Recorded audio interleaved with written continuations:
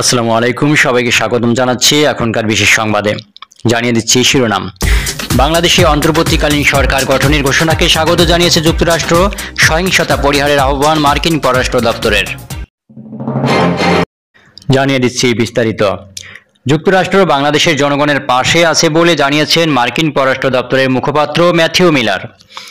এছাড়া সহিংসতা পরিহারের বিষয়ে সকল পক্ষের প্রতি আহ্বান জানিয়েছেন যুক্তরাষ্ট্র। এছাড়া সাম্প্রতিক আন্দোলনে বাংলাদেশে মানবাধিকার লঙ্ঘন, হতাহতের ঘটনায় যুক্তরাষ্ট্র গভীরভাবে দুঃখিত বলেও জানানো হয়েছে। স্থানীয় সময় সোমবার 5 আগস্ট নিয়মিত সংবাদ সম্মেলনে সাংবাদিকদের এক প্রশ্নের জবাবে এসব কথা বলেন ম্যাথিউ মিলার।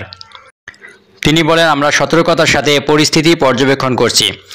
যুক্তরাষ্ট্র বাংলাদেশের জনগণের পাশে দাঁড়িয়েছে। আমরা সব পক্ষকে আরও সহিংসতা থেকে বিরত থাকার আহ্বান জানাই। তিনি বলেন, আমরা একটি অন্তর্বর্তী সরকারের ঘোষণাকে স্বাগত জানাচ্ছি এবং বাংলাদেশের আইন অনুযায়ী ক্ষমতা হস্তান্তরের বিষয়টি সম্পন্নের আহ্বান জানাই। মিলার বলেন, যারা আহত এবং প্রিয়জন হারিয়েছেন তাদের প্রতি আমরা আমাদের গভীর সমবেদনা জানাচ্ছি। তিনি মন্তব্য করেন, অন্তর্বর্তীকালীন সরকার সংক্রান্ত সকল সিদ্ধান্ত গণতান্ত্রিক নীতি, আইনের শাসন এবং বাংলাদেশের জনগণের ইচ্ছার প্রতি শ্রদ্ধা রেখেই নেওয়া উচিত। দর্শক, এর সাথে শেষ হচ্ছে জনকল্যাণ মিডিয়ার এখনকার বিশেষ সংবাদ। পরবর্তী সংবাদের আপডেট জানতে চ্যানেলটি সাবস্ক্রাইব করুন। ভিডিওটি ভালো লাগলে একটি লাইক দিন। এতক্ষণ সাথে থাকার জন্য সবাইকে অশেষ ধন্যবাদ।